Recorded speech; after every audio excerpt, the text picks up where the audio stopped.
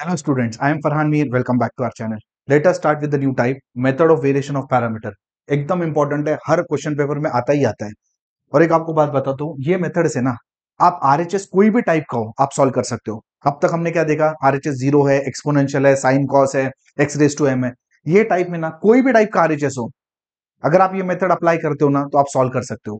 इसके लिए एग्जाम में अगर ये क्वेश्चन जब भी आता है ना, आता ही है, और जब भी आता है तो बिल्कुल क्लियरली मेंशन रहता है कि ये प्रॉब्लम अपने को method of variation of parameter से ही करना है, वरना फिर ये आप सीख गए तो फिर बाकी मेथड की तो जरूरत ही नहीं पड़ेगी। इसलिए क्लियरली तो मेंशन रहता है, और जो पेपर चेकर रहता है उसको ऐसे इंस्ट्रक्शन रहते हैं कि अगर ये मेथड से पूछा है तो ही इसी मेथड से सॉल्व होना चाहिए।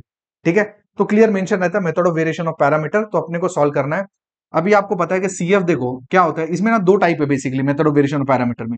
सीएफ आपका क्या होता है, C1 Y1 plus C2 Y2। ठीक है, मतलब बेसिकली अगर दो रूट्स हैं तो इस तरीके से C1 होता है, दो कांस्टेंट के बाजू में कुछ तो वैल्यू होती है। ठीक है, ऐसे में हम लोग क्या करते हैं पता है, हम लोग अज्यूम करते हैं पीआई।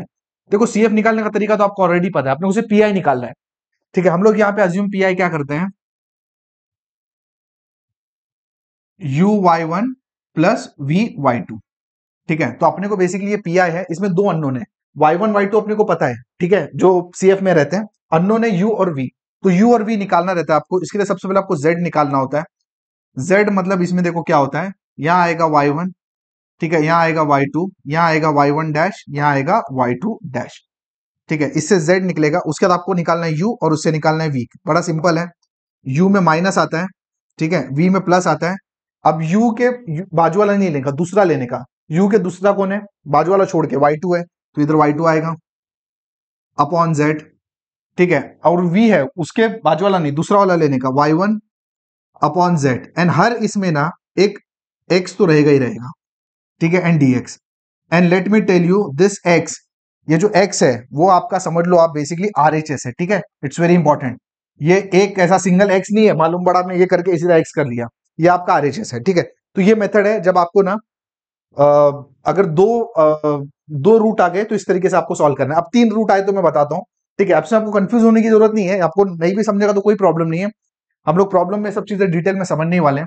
अब CF मान लेते हैं तीन रूट वाला आ गया।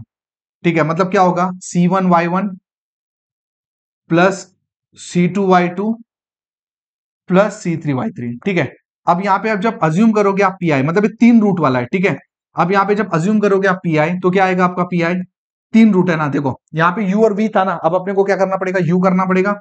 U के बाजू में Y1 आएगा, V के बाजू में Y2 आएगा, एंड W के बाजू में Y3 आएगा।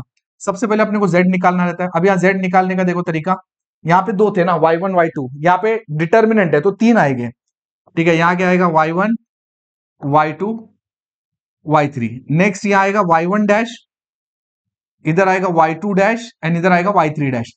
बट डिटर्मिनेंट है, परफेक्ट होना चाहिए, इसलिए एक और नीचे जाने का, Y1 double dash, Y2 double dash, and Y3 double dash. ठीक है, तो ये होगी आपकी Z की वैल्यू। अब अपने को पीआई निकालने के लिए अननोन क्या है, UVW तीन है। ठीक है, तो देखो U निकालने का तरीका मैं आपको बताता हूं। ठीक है, U V एंड W, ये तीन निकालने हैं। ठीक है, एक बात तो आप समझ लो, सबके नीचे तो Z ही आना है। ठीक है, देखो ना, ये जो Z आप निकाल रहे हो तो डिनोमिनेटर में सबके नीचे आना ही है, तो इधर भी आएगा, इधर भी आएगा, इधर भी आएगा। ठीक है, एक X भी इधर आना ही है।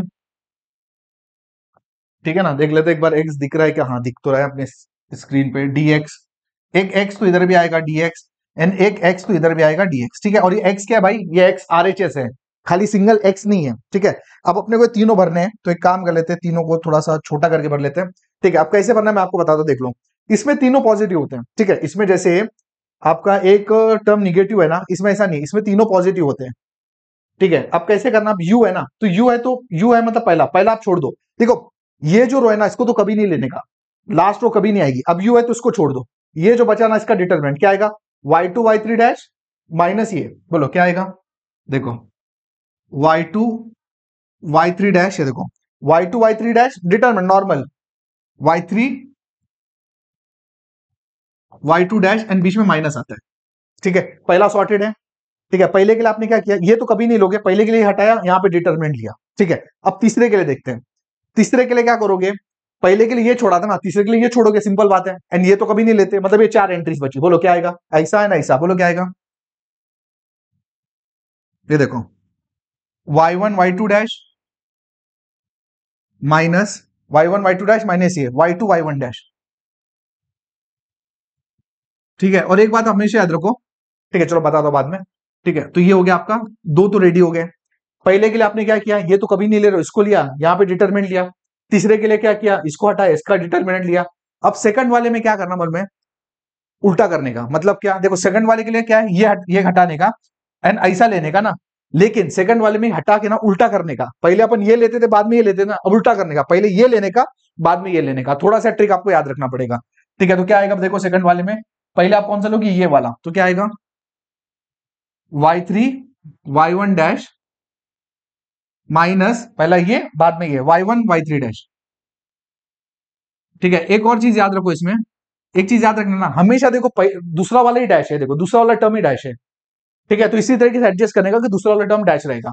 तो इस तरीके से आप UVW निकालोगे एंड UVW अगर आपने यहाँ पे पुट कर लिया पीआई में, तो आपको सोल्यूशन मिल जाएगा। तो ये तरीका है method of variation of parameter का। आई एम श्योर आपको ज्यादा चीजें तो समझी नहीं है, बट सिंपल है, मतलब प्रोसेस एक बार फॉलो करोगे ना, आंसर आपका आ जाता है। तो नेक्स्ट वीडियो में एक काम कर लेते हैं ना, अपन इसका प्रॉब्लम सॉल्व करते हैं और आपको पूरा चीजें क्लियर समझ में आ जाएगी। Thank you.